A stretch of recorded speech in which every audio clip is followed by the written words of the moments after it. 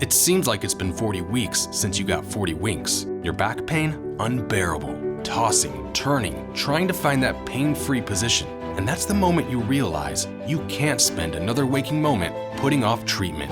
The Joint and Spine Center is Cincinnati's leading destination for spine care, with a ton of surgical and non-surgical treatments for back pain. So when a moment has the power to change the rest of your life, go to the one place with the power to change it for the better, the Christ Hospital Health Network. This changes everything. The Pound This podcast is brought to you by the Christ Hospital Health Network. This is the Pound This podcast, episode 602, How Marissa Lost 138 Pounds. I want to lose weight, but I don't know how to get started. What should I meal prep every week? How do I get those sweet booty gains? Inspiration for your healthy lifestyle. The Pound This podcast with Amanda Valentine.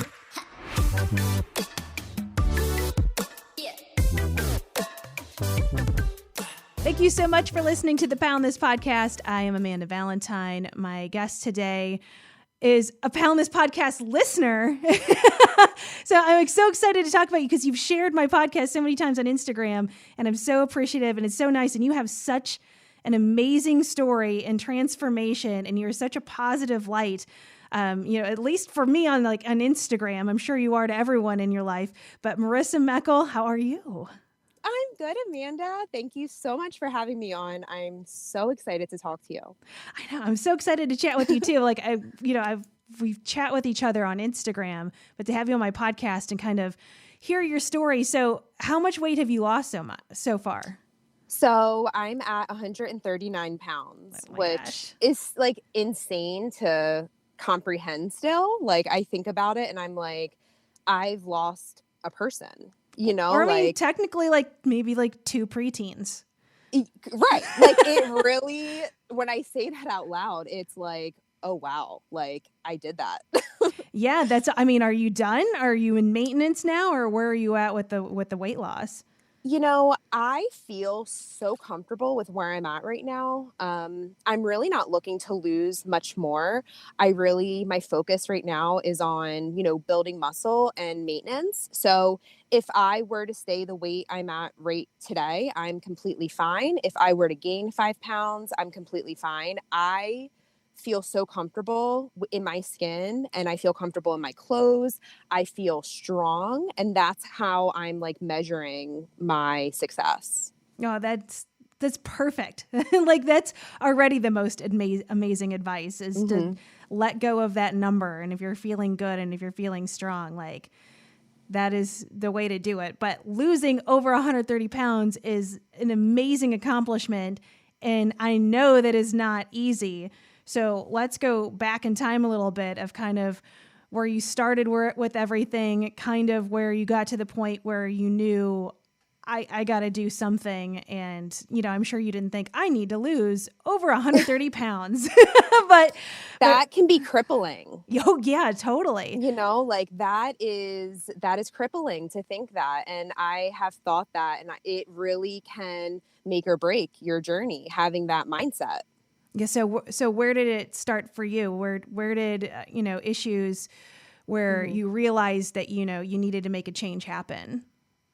So kind of going back just a little bit. So, back in high school, I was always athletic. So I was on every sports team you can imagine. I swam, I played field hockey, basketball.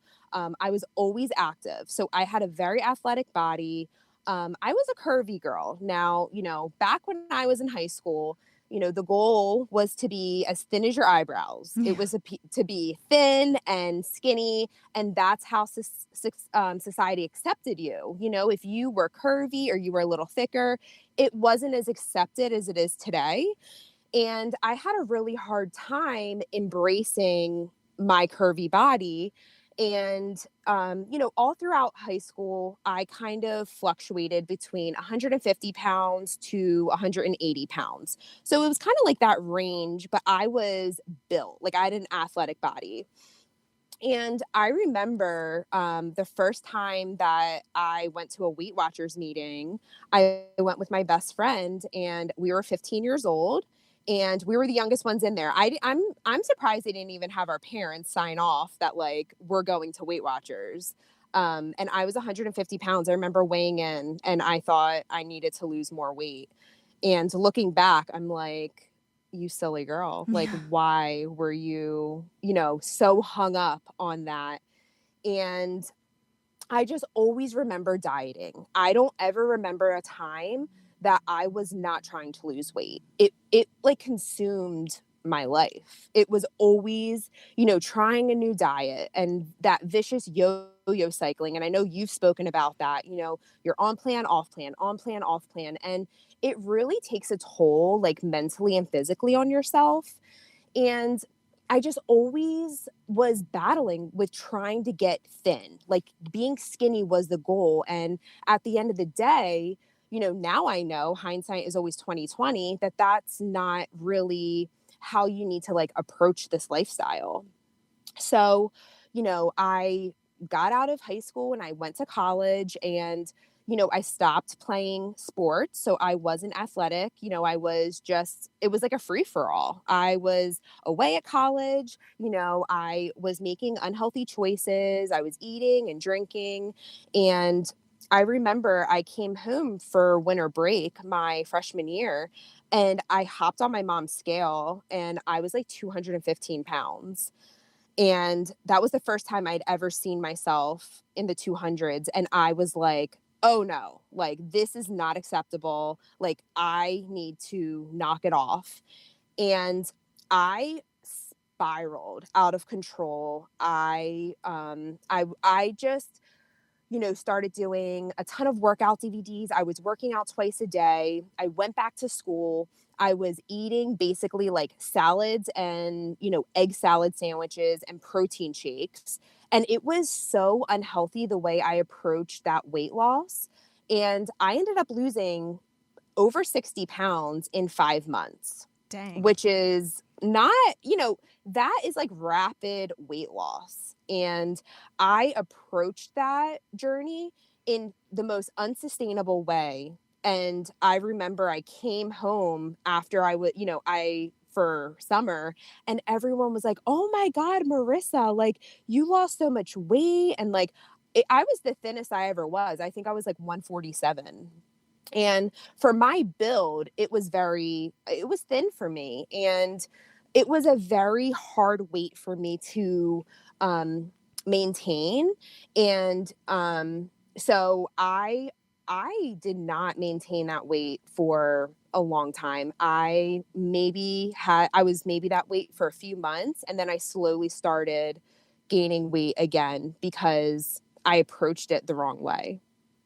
Yeah. So then, I mean, it's crazy. It took you, that amount of time to lose the weight and then how quickly it just comes right back. Oh, it always does. And it always does. And, shortly after I had lost all that weight, I got into a relationship with someone in college and, I fell hard. And that was a very, very toxic relationship. And, he also battled with food addiction and I was battling that.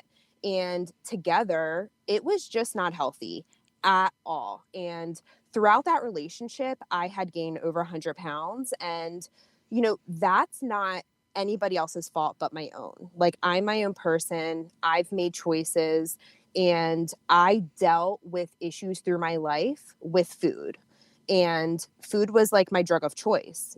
I chose food to, to try to make myself feel better from different things that was going on in my life. I also think that's important to highlight, though, just how important it is with the people that you surround yourself with, though, of have something that enabling that behavior or, that is encouraging that behavior. Or if you want to make a change, I don't know about your relationship, but I know for a lot of people, it's like, I want to make a change and then that person will shame them or, try to sabotage them. Like paying attention to the people that you have in your life and the effects that it has on, not only your mental state, but your body. That's important to notice if you guys are feeding into each other's food issues.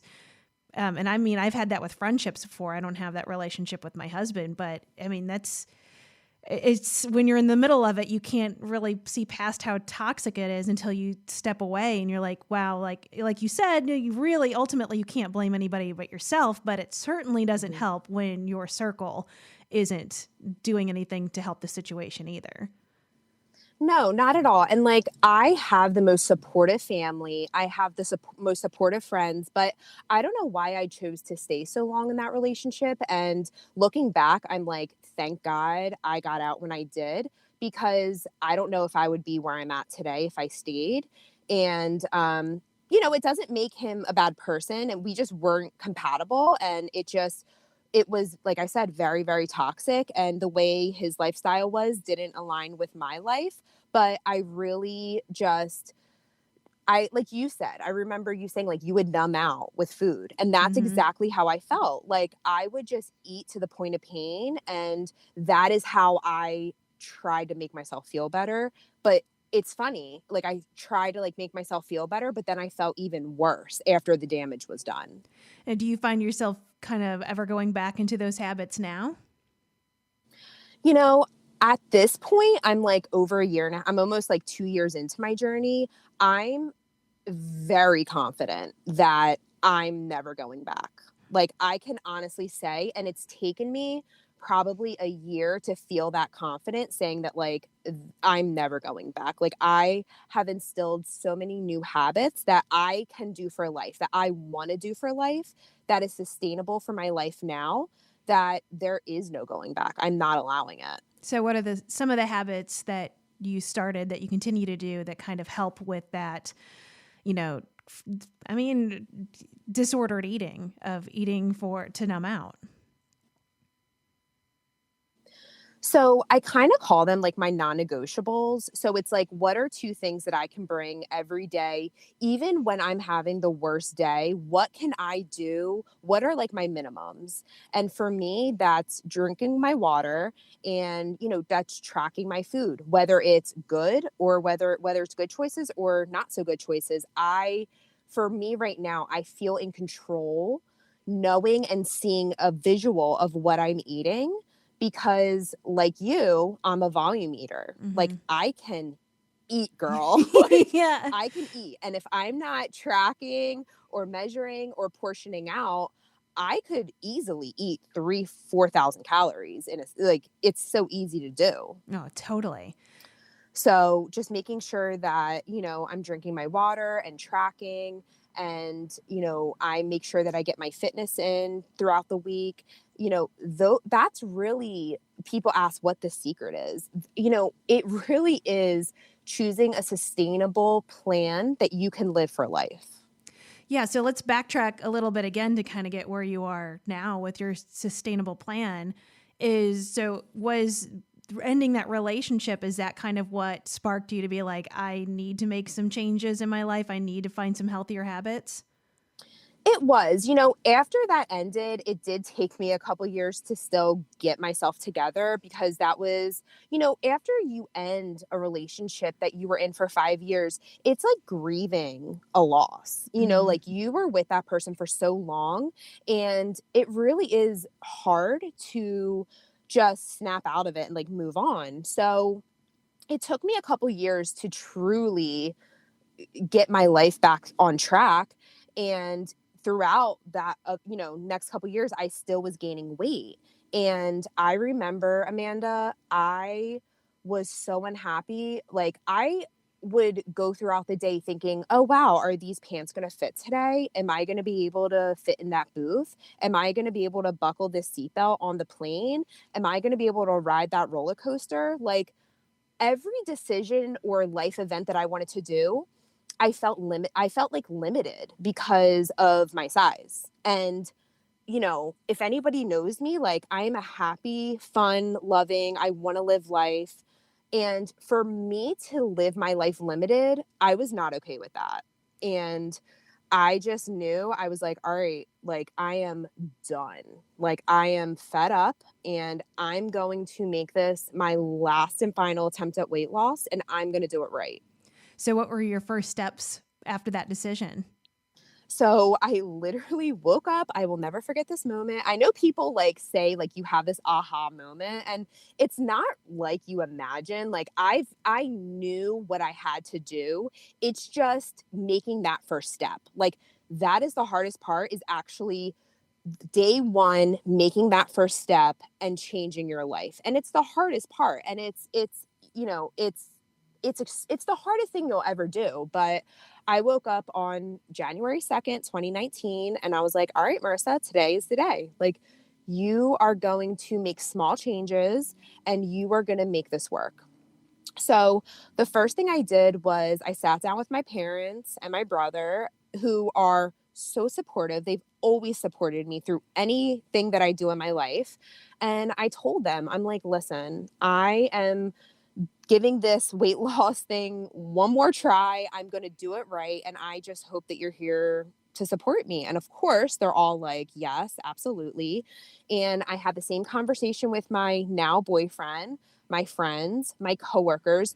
So basically the people that I see on a daily basis, I needed to like clue them in on what I'm going to be going through so I can try to find that outside support, which is huge. Yeah, that's awesome. So everybody was on board, which I expected. I really am so blessed that I have such an amazing support system at home. So I'm really, really fortunate for that. And, you know, I downloaded my Fitness Pal.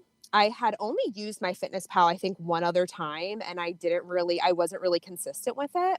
So I kind of like took the quiz that asks you in the beginning, and it gave me my weight loss calories. And I just started really being consistent with tracking. And, you know, I was addicted to fast food. I was addicted to eating out. You know, drive-throughs are like my addiction. Like I could go through drive-throughs like multiple times a day, and that was like a high for me. So I was like, enough of that, like enough of the processed foods and high sodium and added sugar. And I really just tried to eat like clean, whole food. And I actually enjoy healthy food. It was just I made the wrong choices all the time because that unhealthy food can really become addictive. Yeah, totally. So like how stark of a change did you go from having so much fast food? I mean, did you go from fast food to just straight up like chicken and broccoli? No. So in the beginning, I will say I was a lot stricter with myself because I had such an unhealthy relationship with food and with that habit that if that continued, I would have just continued. Like I had to be like, no, like maybe like, you know, once a week, let's go to Dunkin', and instead of getting the caramel iced coffee with all the sugar, like I'm going to get an unsweetened iced tea with lemon and sweet and low. So I had that experience of going through the drive-through, but I wasn't like feeding myself like crap. Mm-hmm. I just really started with tracking with my Fitness Pal. I bought like a 1/2-gallon water jug from Amazon, and I was consistent with my water. I was like, all right, I'm going to drink, you know, I'm going to start with a 1/2 gallon and then I'm going to work my way up. And, you know, now I drink almost, you know, 1.5 gallons to 2 gallons a day, depending on like what my workout looks like. But it really, those two things is what started it, was tracking my food, knowing and seeing what I was actually eating, and my water intake. I upped that because I was drinking soda. I was drinking sugary coffee drinks. It just like, I was abusing my body in a way that just was not okay. Yeah, I mean it's eye-opening once you start keeping track of that stuff and how much, you know, and I don't think that tracking is a punishment at all. And I think a lot of people see that as like, oh, that's not a lifestyle. That's not how I want to live forever. And I mean, I agree. Like, you know, if that's not your thing, then I don't think so. But if you take a 1 month out of your life and are brutally honest about the things that you're putting into your body every day, just to give yourself like knowledge of what you're actually doing, where you're realizing some of that stuff you're mindlessly eating like adds up, or you might not even think of like, oh my God, I didn't realize I hit a a drive through that often. It's just kind of scary because I'm super guilty too of how you kind of go through life kind of with, where you're kind of unplugged a little bit and you don't even realize exactly how much of what you're doing. It's like you're kind of half asleep behind the wheel until you're like, oh no, write it down. And then you're like, oh, I didn't realize I was doing that. And when you feel like, oh, I don't want to write that down, that feeling of, do I lie about it? Of like, well, that's only going to hurt you if you're going to sneak 3 donuts and you're not going to put it in MyFitnessPal. Like no one else is going to hurt from that situation except for yourself. So it's like, it is like definitely like shining the spotlight on yourself. And it is an awakening if you've never done it before. Yeah, it's really hard. Like you have to get real, raw and honest. And that's what it's about, is being honest with yourself, because you need to approach this journey with maintenance in mind. And I believe that I was not successful in the past because it was like, okay, when I get to this goal weight, then it's a free for all. I can just do whatever. And I never approached it with being like, okay, Marissa, you need to maintain this lifestyle for life. Like, these are the cards I was dealt. I have an addiction to food and I need to maintain this lifestyle for the rest of my life, or else I'm going to go back. And I don't want that. So, being honest with yourself, I think, is huge. And, I had a conversation with myself. I was like, Marissa, like, you deserve better. You are worthy of a healthy and fulfilled life. I told myself, I was like, I do not want to turn 30 years old and be in the same position I'm in today. My 20s, they were dark. I was in that unhealthy relationship. I was gaining weight so rapidly that I couldn't keep up with what size I was, or are these pants going to fit when I go to work today? I didn't know. And that feeling in your stomach is so upsetting. And, it is a very, very exhausting life to live. And I was like, I'm done. Like, I cannot go one more day living the way I am right now. So at first, how fast was the weight coming off for you? It came off it was pretty consistent. I was, the first couple weeks, obviously it was a little bit more because of course, like water weight and like, I'm really, really changing my life. So I think the first couple weeks I had lost like 5 pounds and 4 pounds. And then consistently each week I was losing 1 to 2 pounds. So it wasn't anything crazy, but each week I was losing 1 to 2, sometimes 3 pounds. And then obviously as you keep losing weight, it does get a little bit harder, and there were weeks that I maintained and I was like, you know what, that's still a win because I was able to maintain my weight for this week. I didn't feel like I was failing or I had to start my journey over. It's all a part of it. So did you start off, obviously you just said you started with MyFitnessPal and kind of tracking food. Did you start with an exercise routine too, or did that come in later? So I took the first month to 6 weeks to really zone in on my nutrition because that was where I was having trouble. I was always athletic, like me going to the gym, and I knew how to go to the gym and what I had to do there. But I needed to take the time to really connect with myself and be like, okay, let's get this nutrition under control. And then I was like, okay, let's start incorporating some, exercise. So I joined LA Fitness and oh my God, Amanda, the first day I walked in there, I cried because you walk in there, you are ashamed. You feel like everybody's watching you. You are like, oh my, like, what am I going to do? Like, I am so out of shape right now. Like, I don't even know what to do.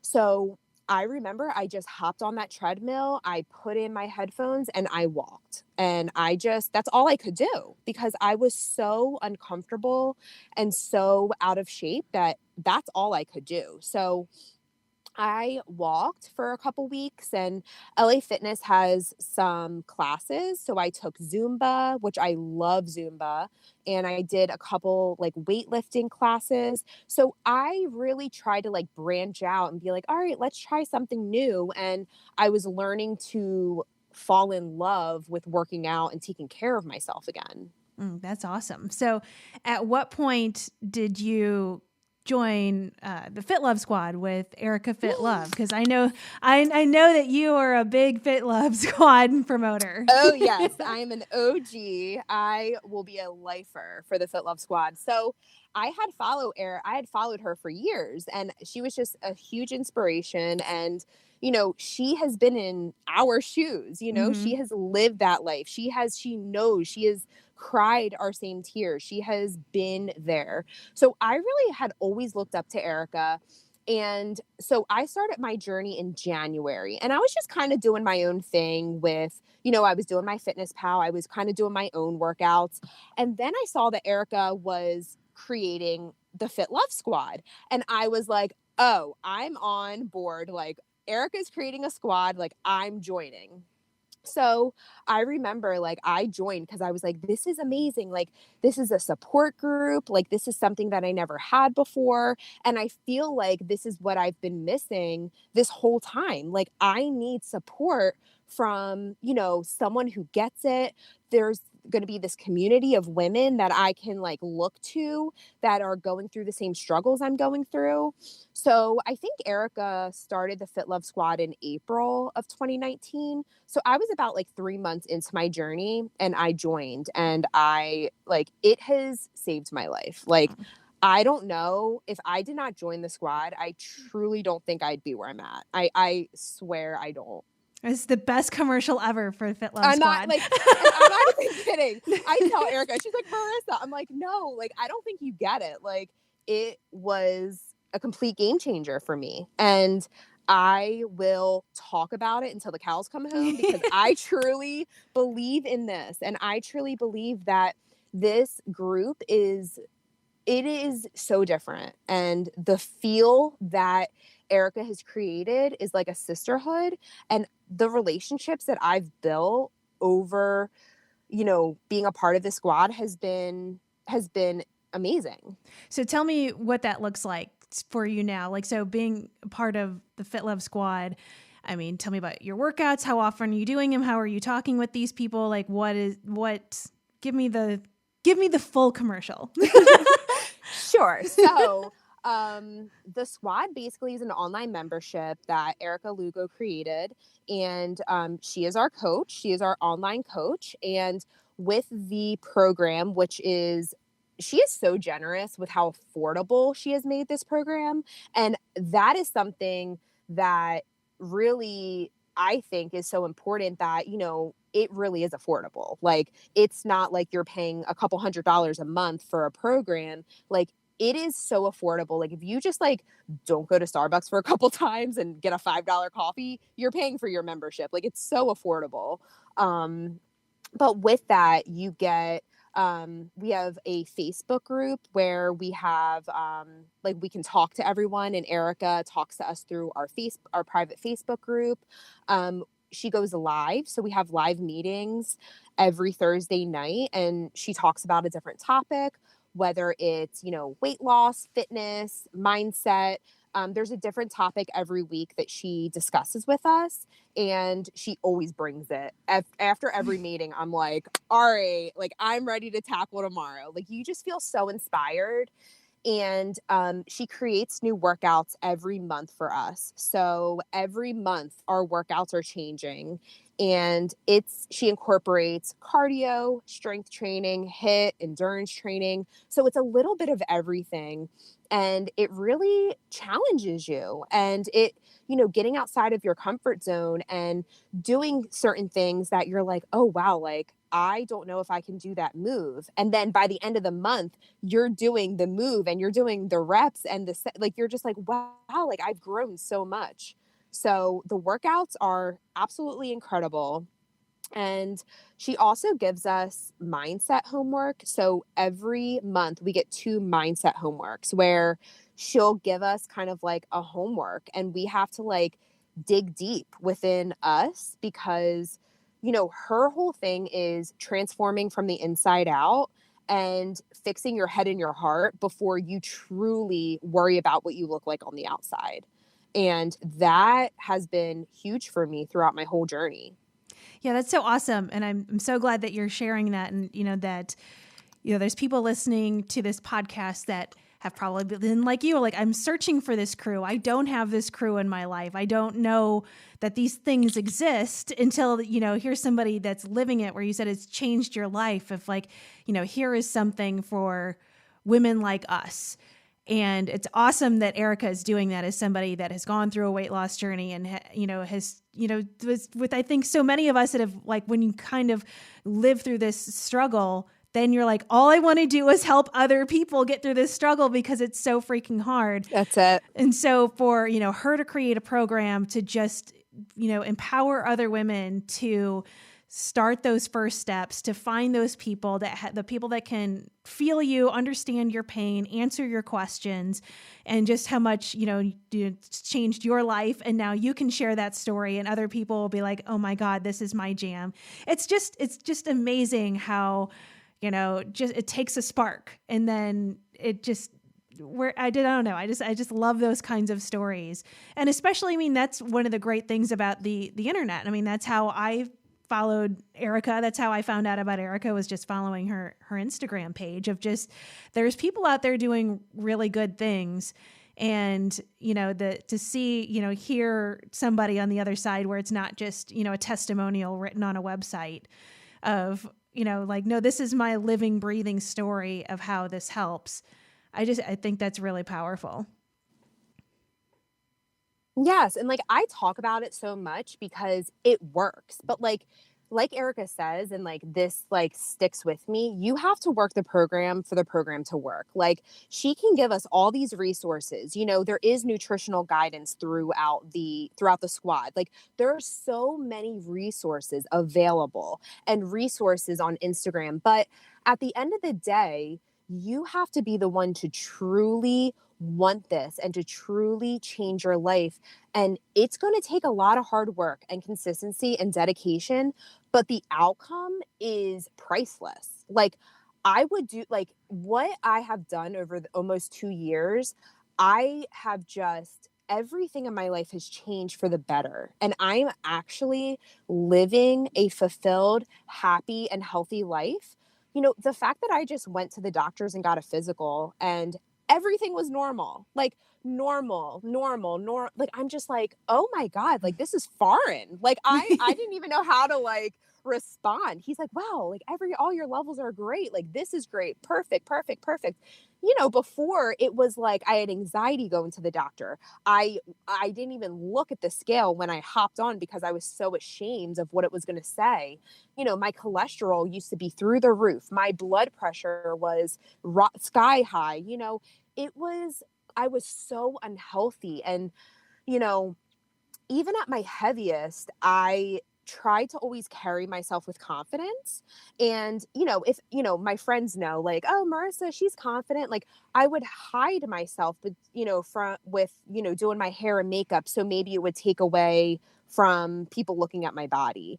But now I feel so confident with who I truly am that I don't have to hide myself. Like, this is who I am. And I am so thankful that I was able to make the change when I did and not wait. So everything that you're doing now, kind of where we were, a little bit earlier in the conversation, this is your lifestyle, like everything that you're doing today. You're like, yes, sign me up until the day I fall down and I can't do this anymore. This is me. Yes. Yes. It's so true. And I think the most important thing is like approaching this with a way how you can do this for the rest of your life. Like, if keto is not your thing, if you love carbs, don't do keto. Like, if you don't like the Weight Watchers program, don't do that. If you don't like calorie counting, you have to do what's best for you, not just whatever is like trendy right now. Like, that is how I failed before, was doing what everybody else was doing because it was working for her. But I couldn't maintain that lifestyle because that just wasn't sustainable for me. And, the definition of insanity is doing the same thing over and over again and expecting a different result. I had to do it differently this time. And I was like, I'm going to do this the right way. I'm going to do this how I feel I can do this for the rest of my life. And that's how I approach this. Yeah, and that's the best way to do it. And I think it's, just bringing up kind of fad diet stuff. It's just so easy to get sucked into those things. One of my best friends, I mean, we've been friends for 16 years. So she has seen me at every size, every part of my journey. And just this weekend, she's like, oh my God, hey, check this out. This is a keto pill that everybody on Shark Tank passed. And she's just like, and I could lose this much weight in a month. And I'm like, so she sent it to me and I just did a little bit of Googling. I'm like, dude, no. It's trash. And I'm like, no, dude. I'm like, you like, you've known me so well, and like everything that I've gone through of just like, again, like you put some work in and just, eating real foods and moving your body a little bit more. I'm like, dude, Shark Tank or no, this keto pill is not going to solve all your problems. I'm like, but it's not that I, shame her for it or anything. It's just kind of like, you can have just the best of intentions in some things of like, do you think that you're going to take this keto pill every day for the rest of your life? That's going to be the solution for this. Do you think if you took the keto pill and you lost 20 pounds or whatever it was promising in a month, do you think that 6 months from now that weight's still going to be gone and not come back or doubled?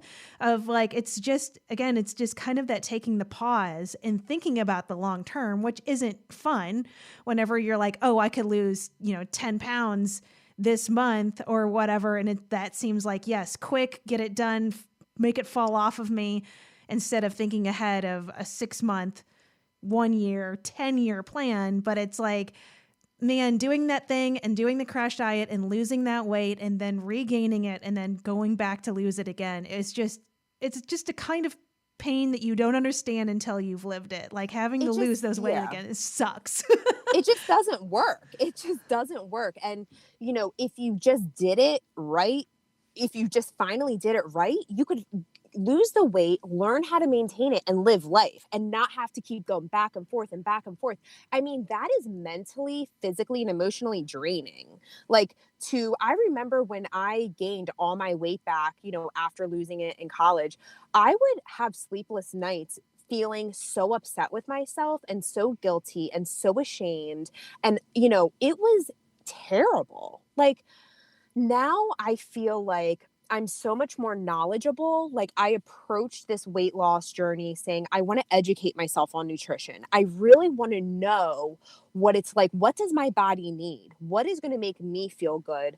What is going to really get me through life? Because again, this is a lifestyle. This is not something that you're going to do for 6 months and then you're just going to go back to old habits. Like you really have to approach this with, I'm going to have to maintain this and what plan is going to work for me. And that is something that, you have to figure out because everybody is so different with what works for their lifestyle. Totally. And have you felt any, just this year alone, 2020 and everything that's happened this year, has that put a dent into your plan at all? Or have you kind of just been, working it out smooth sailing despite kind of the world being on fire? Yeah.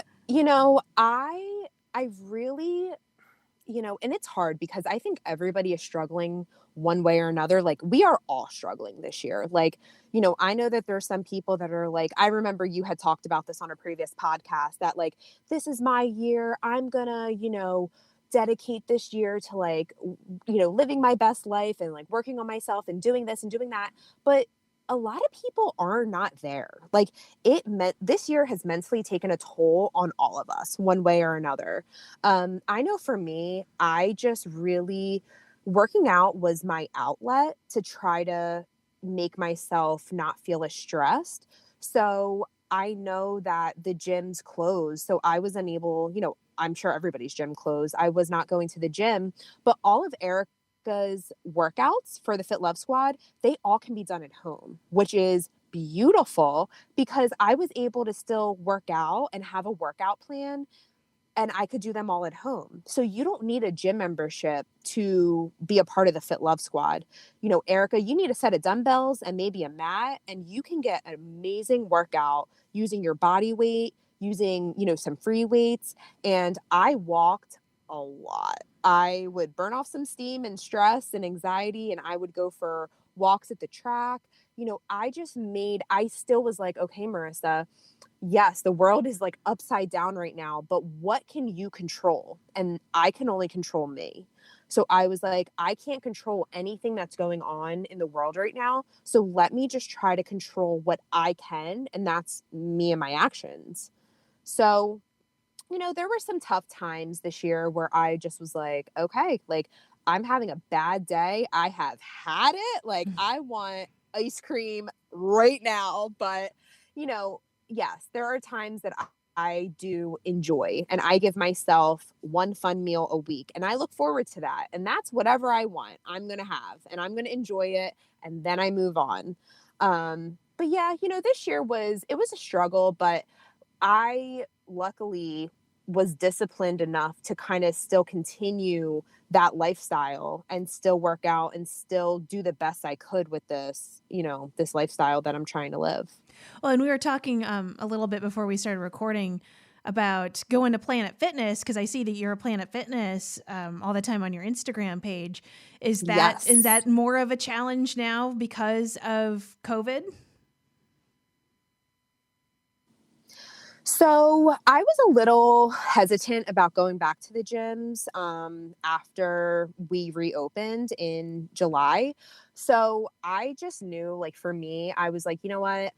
I'm going to take the approach of I'm going to wake up, I'm going to go before work. And, I'm happy that I do that because there's only like 20 of us when it's like 4:45 at the gym. There's, a huge Planet Fitness. There's like 20 of us. And, I feel a little bit more safer at that time versus going after work. And it's like a circus, it's crazy.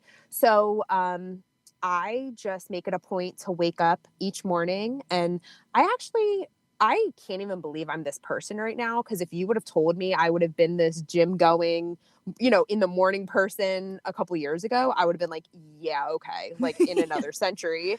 But I look forward to it because, at 4 a.m. or 5 a.m., there's no excuse for me not to show up. After work, anything can come up, like anything can happen, or, I'm too tired, and I can like start making excuses as to why I'm not going to go. But at 4 a.m., there's no excuse. Like nothing's happening, nothing's going on. Yeah, sometimes it's a struggle to get your butt out of bed, but once you're there and you see your people and you see the people that go every morning and you wave to them, and it's just, you look forward to going and seeing your people in the morning, moving your body, and then it's done. I worked out for the day. I gave myself that time. I love starting my day with me time, and that has really made a difference for me.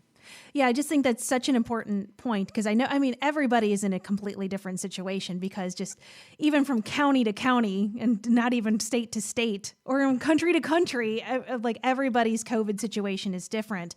But I think that fitness and taking care of yourself is so important mentally and physically during these times to be able to do that, where I think that it could be like there's so many excuses you can find, like you said, after work, having so many excuses of just like, oh, you know what, I don't feel comfortable going to the gym, of like, but would you, again, at 4 a.m., is that a better time of just kind of like, how are you making excuses so you don't do those things when you know those things would help you? It's just kind of one of those things of like, well, how bad do you want this? Like, is this your life? Like, is this, if you know it's helpful for you mentally and physically, is it worth waking up at 4 a.m. for?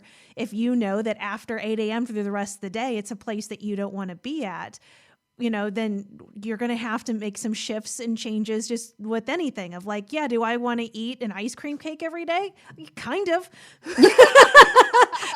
But I know that's not in my best interest to do that for multiple reasons. So it's just like, there has to be some give and take.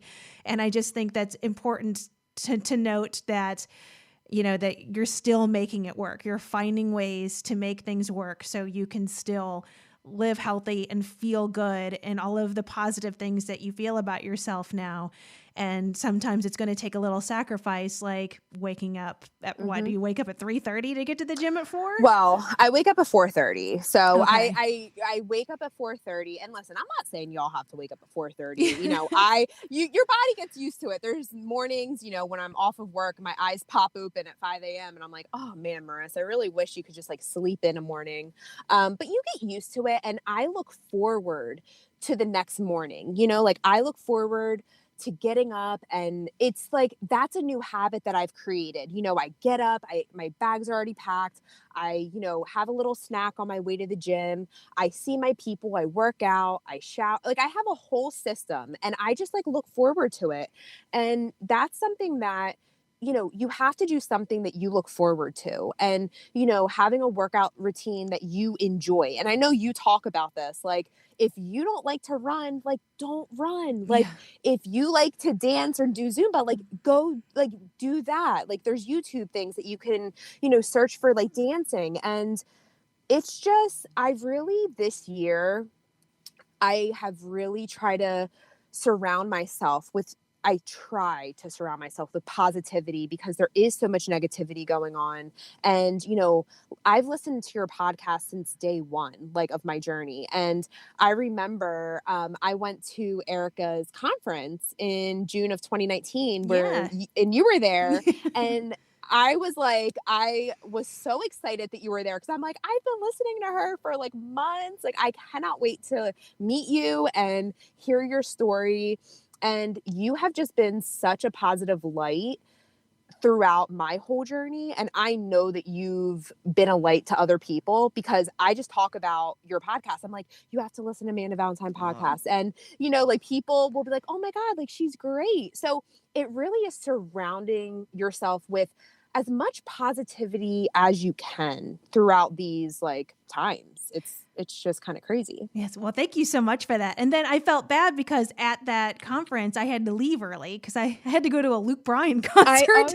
And so I'm like, I didn't get to like hang out with anybody because I had to like leave in the middle of everybody speaking. And I'm like, oh, that's just such a bummer that I could only be in Dayton for a couple hours. And then which is weird that I had to work at a Luke Bryan concert, but I had to go.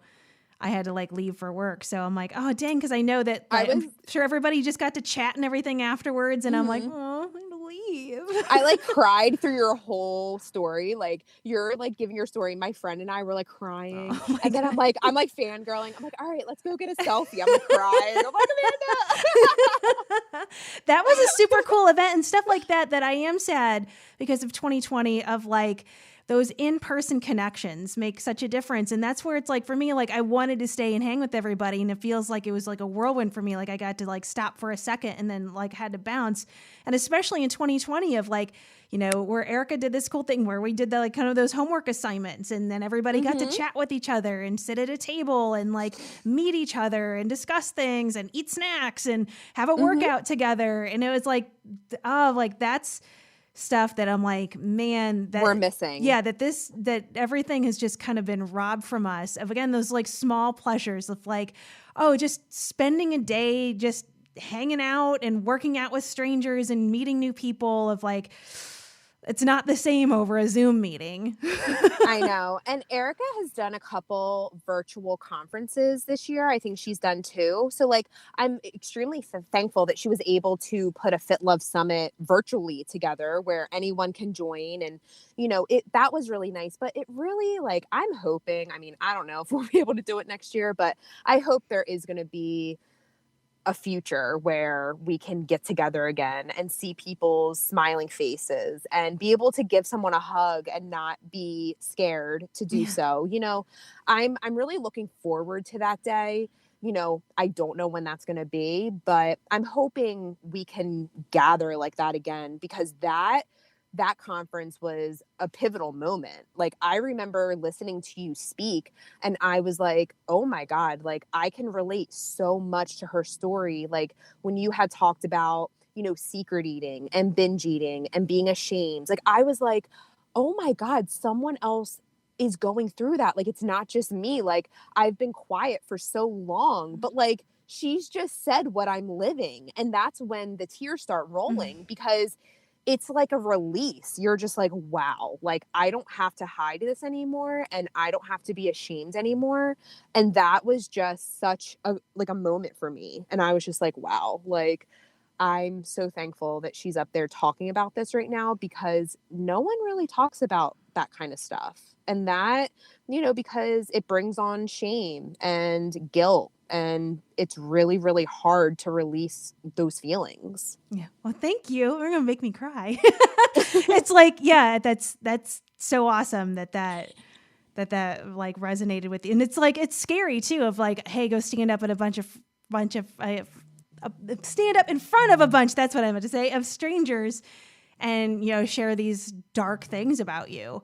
And then also, just being the person that's saying that, then in my head too, I'm like, are people looking at me and being like, but she's still fat. She's fatter than I thought she's going to be. It's just like, because that's the monster. But it's like, when you say those things, like me saying that right now, is releasing that and putting that in there, that like, no matter like where you're at, like I think for me, the win is to have those things and hear them, and then now be able to be like, I know, no, if like, it's just that those things don't fully go away ever. I don't think. No, it's your relationship with that changes, and basically like, that's crap. Like that's not real. Stop it.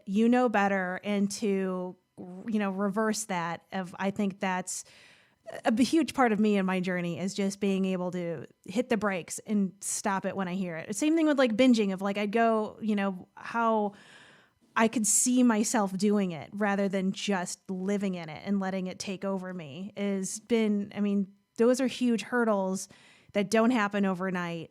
And that, so many people just, myself included for so long, just like live with those demons in you. And it's like, you're not alone going through it. And that's why it's so awesome to have like a group of people, or, kind of that safe zone of people that understand, so you can, kind of bond on that and just like help each other. Like everybody kind of grows and, can lift each other up from sharing these stories, which is why I'm so happy that you're on my podcast today to share your story. 'Cause I think that's just going to help that many more people. And, again, like you're saying, like for 2020, keep the string of positivity going, because we need it now more than ever. And there's a lot of people that still want to help and want to share a positive light and not just tear everybody down.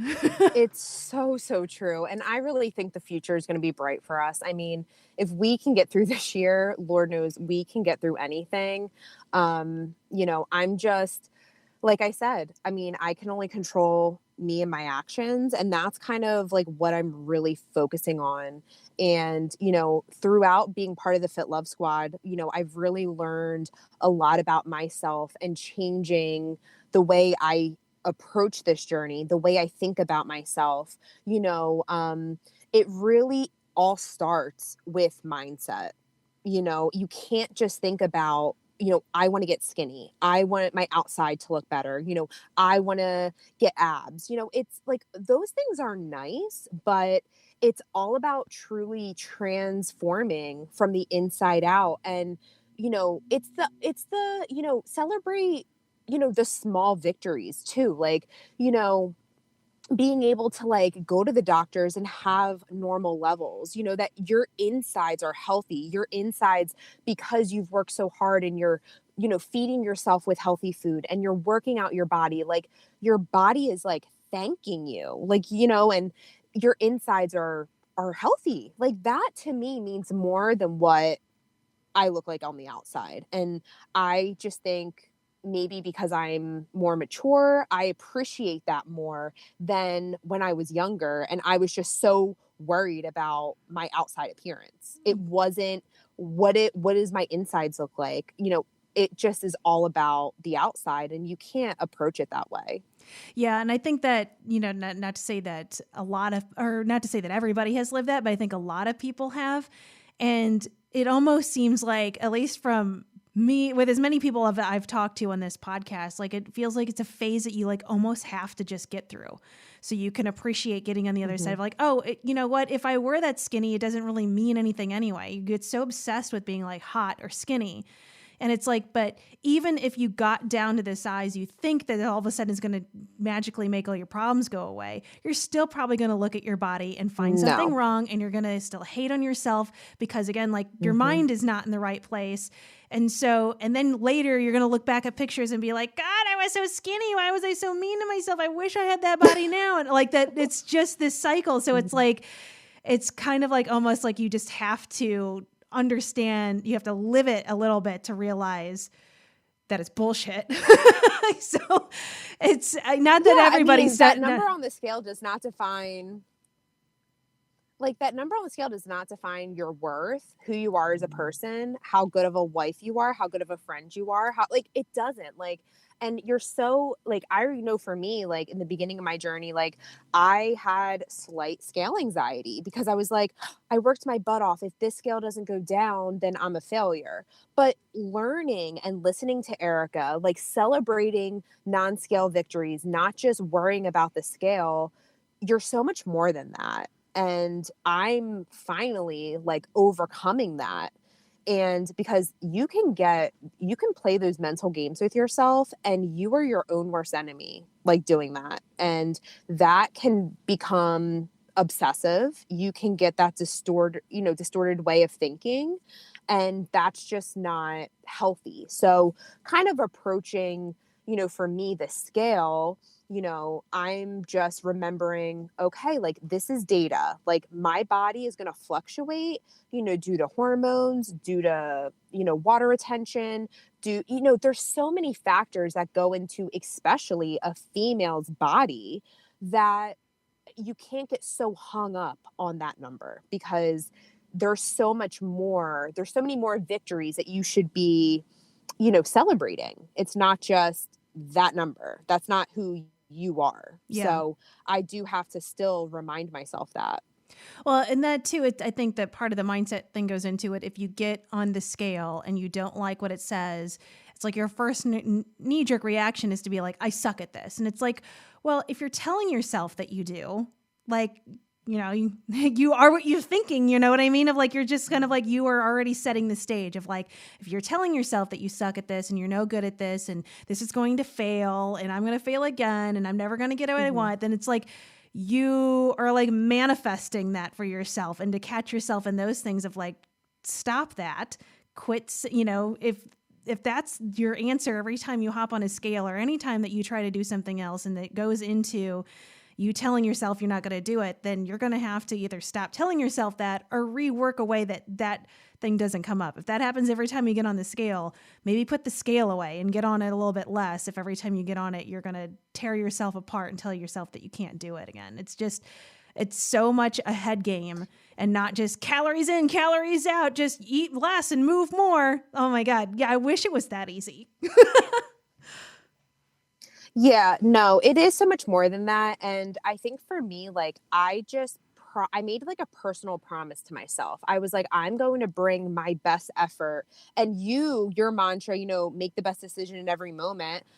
I live by that too, Amanda. Like, I heard you say that and I'm like, I wrote it down. I was like, that's amazing. Like, what decision can I make in this moment that is going to be the best right today? Like, and if, like you said, if that's going, like, I think you said, like, going to a baseball game and having a hot dog and a beer, if that is the best decision that you can make in that moment, do it, enjoy it, and move on. Yeah. Like, that is, so I love that, how you look at that. And that's resonated with me throughout my whole journey too, is what is the best decision I can make?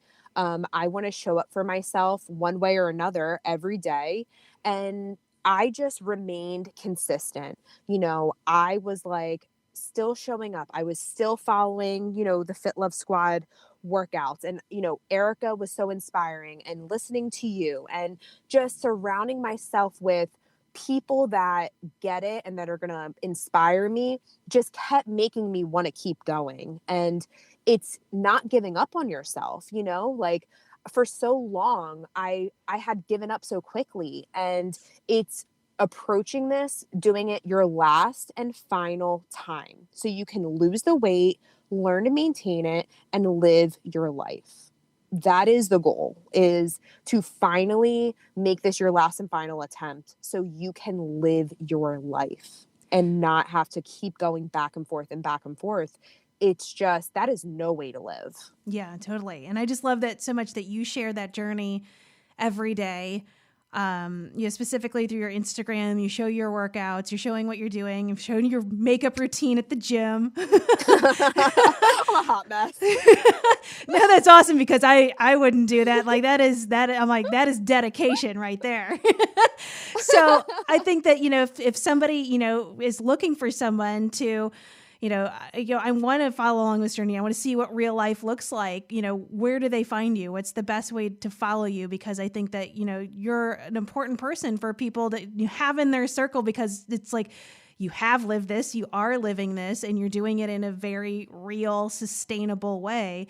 So how can people follow along on your journey? Thank you. So I created a weight loss Instagram, and it's Living Fit with Riss. So it's livingfitw.riss, RISS. And I've been documenting my journey since I joined the Fit Love Squad. And I created this Instagram because I wanted to hold myself accountable, and I wanted to build relationships with some of the girls in the squad. And I mainly just did this just so I could hold myself accountable. But, I really feel like through this Instagram, I want to be able to help others and show what's helping me. I show my struggles, I share successes, and, I try to be as real and authentic as possible. Because I feel like so many people on Instagram can show like, oh, this is easy. Like, this is this journey can be beautiful, like rainbows and butterflies. And I'm like, yeah, no, like, yeah. I just cried. Like, I just bawled in my car today. Like, no. So I really just try to bring the good, the bad, and the ugly. I just want to help other people. I want to be a resource. I try to, just be uplifting. And it's just really been an amazing community to, grow friendships and to just keep myself accountable. Yeah. Well, I appreciate you so much. I mean, I definitely appreciate all the support that you have shown me. Like, you have gone above and beyond, sharing this podcast and stuff like that for me. So I deeply appreciate that. And I just think that you are also an incredible inspiration and a positive light. And I, love that you're sharing your journey and everything that you're doing. And I'm so excited that we got to chat, and I'll share all your links and everything in the show notes. And I just hope that, you add more people to your circle, because seeing, real people do really amazing things, I think is just incredible. And so, I mean, congratulations on everything you've done. And I'm excited that I get to know you. Oh my God, Amanda, I'm honored that you asked me to come on here. And I just, again, want to thank you.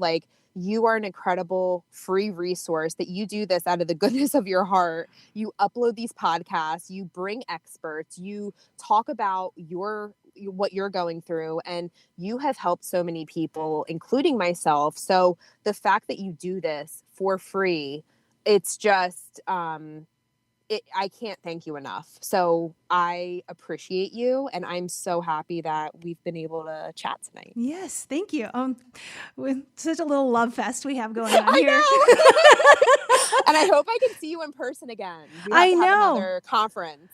Yeah, right. So hopefully the world will get to some sort of normalcy sometime soon, and we can hang out and do a workout together again. I know. I would love that. All right. Well, thank you so much, Marissa. Thanks, Amanda. Have a good night. For info on health coaching and more, go to AmandaValentineBites.com.